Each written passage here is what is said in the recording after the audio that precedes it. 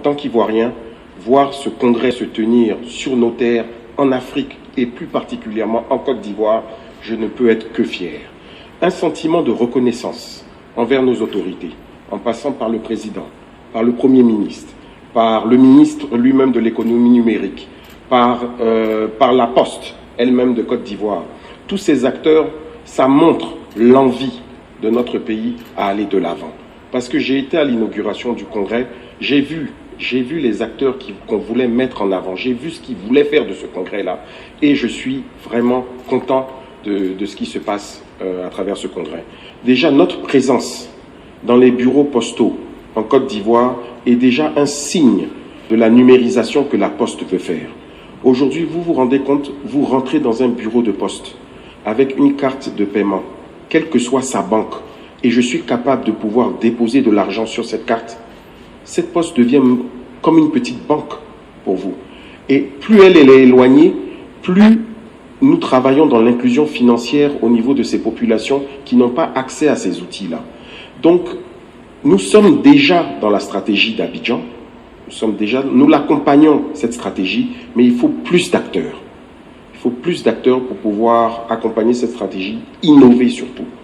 C'est l'innovation, en fait, qui nous permettra de sortir, en fait, de ce gouffre dans lequel la Poste aujourd'hui est. La Poste, qu'on veuille ou qu'on ne le veuille pas, a un des meilleurs réseaux sur la Côte d'Ivoire. Elle est présente partout. Il y a un bureau de poste partout. Donc, avec la Poste et le ministre Adom, nous étions en train de réfléchir qu'est-ce qu'on pouvait faire pour capitaliser sur cette présence physique que la Poste a un peu partout. Et je l'ai dit tout à l'heure, avec la Poste, nous avons décidé d'introduire des cartes Visa que nous allons faire en partenariat avec Ecobank. Et donc, on retrouvera des GAB, donc des guichets automatiques dans les bureaux de poste Ecobank. On fera ces cartes Visa pour les jeunes, pour les planteurs. Et donc, aujourd'hui, un planteur qui veut venir, un paysan qui veut venir déposer son argent de façon sécurisée sur sa carte, peut le faire à travers un bureau de poste. Ça, c'est la première étape que nous avons faite avec le bureau de poste. Et nous avons commencé avec le bureau de poste de l'université de Cocody parce qu'il fallait toucher ces jeunes universitaires, en fait, qui sont là-bas, qui n'ont peut-être pas de moyens de paiement, alors qu'ils sont tous sur Facebook, qui sont tous sur les plateformes, mais comment ils payent? Quelquefois, ils ne le savent même pas. Et donc, c'est pour ça qu'on a notre présence là-bas, c'est pour pouvoir apporter cette solution, en fait, de paiement à la Poste, que nous avons déjà, en fait. Tout notre système est online. Nous avons besoin de la carte physique, mais on a aussi la carte dématérialisée. Donc, pour quelqu'un qui ne veut pas acheter une carte physique, peut s'obtenir une carte dématérialisée à travers notre application et elle est gratuite.